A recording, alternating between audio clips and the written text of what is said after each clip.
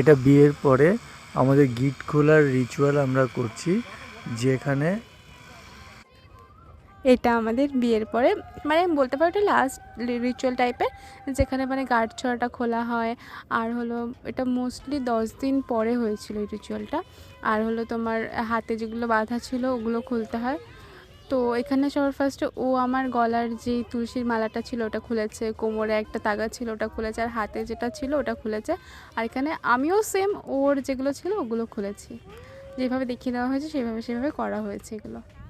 আমাদের বাঙালিদের মধ্যে হাজার একটা রুলস থাকে, হাজার একটা রিচুয়ালস থাকে।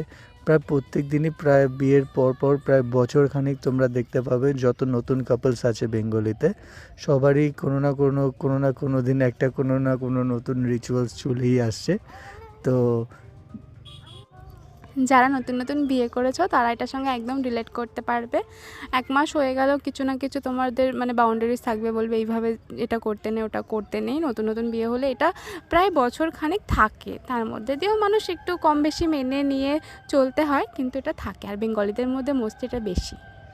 কিছু কিছু সময় আমরা রিচুয়ালসগুলোকে এনজয়ও করি, আর কিছু কিছু সময় রিচুয়ালসগুলোকে আমাদের বার্ডেনও মনে হয়। বাট ওভারঅল এখানে যখন আমাদের এটা নিজেদের জন্যই ভালো, তো আমরা করে